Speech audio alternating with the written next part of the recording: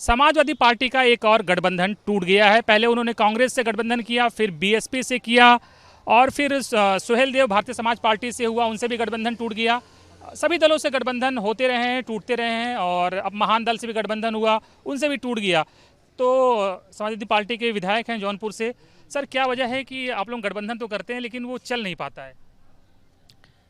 गठबंधन जो है अस्थाई नहीं होता। अस्थाई हो तो लोग पार्टी मर्जर करेंगे पार्टी में। गठबंधन तो अस्थाई होते हैं और वो कुछ लोग देर तक चलते हैं, कुछ लोग चंद कदम चलते हैं।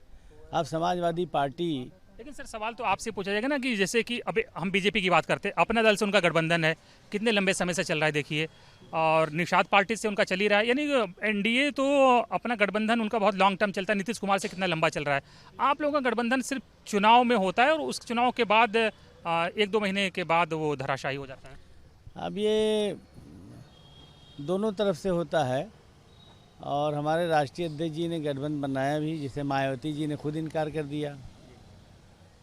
आदरणीय अखिलेश यादव जी ने गठबंधन नहीं तोड़ा, बल्कि सन 2019 में बहन मायावती जी ने। प्रकाश राजभर कहते रहे थे कि हम गठबंधन नहीं तोड़ेंगे, अखिलेश जी को अगर तलाक देना है हमें दे दें, और उन्होंने तो गठबंधन नहीं तोड़ा। देखिए ऑफिशियली तो यही है, और आपकी तरफ से ही तलाक का लेटर जारी हुआ। असल में जब बीवी बगैर तलाक के मैहर या दूसरी यहाँ भाग जाए तो मान लिया जाता है कि तलाक देना ही पड़ेगा। तो बीवी पहले ही भाग गई, जो है तलाक देना पड़ गया, क्योंकि वो जिस तरह के बयान दे रहे थे उससे लग रहा था कि साथ नहीं रहेंगे। अखिलेश जी के खिलाफ जो कमेंट्स कर रहे थे, देखिए कोई किसी के साथ हो, अगर किसी की प्रशंसा करना है तो पीठ पीछे कीजिए, बाहर कीजिए। किसी की कोई कमी भी हो, सचमुच में अगर कमी है, आप उसके हितैषी हैं, तो उससे धीरे से उससे कान में कह दीजिए। सही मशवरा ये होता है। सार्वजनिक रूप से आलोचना नहीं होती, उसको नीचा दिखाया जाता है। नहीं, वो नीचा दिखाने के लिए किया ही गया। तो नीयत समझ में आ गई कि बीवी टिकने वाली नहीं, भागने वाली है, इसको तलाक देना ही पड़ गया, इसे तलाक देना मजबूरी बन गया जो है। नुकसान होगा इसका 2024 में, क्योंकि ओम प्रकाश राजभर का दावा है कि उन्होंने ही आपको 47 से 111 पहुंचा दिया।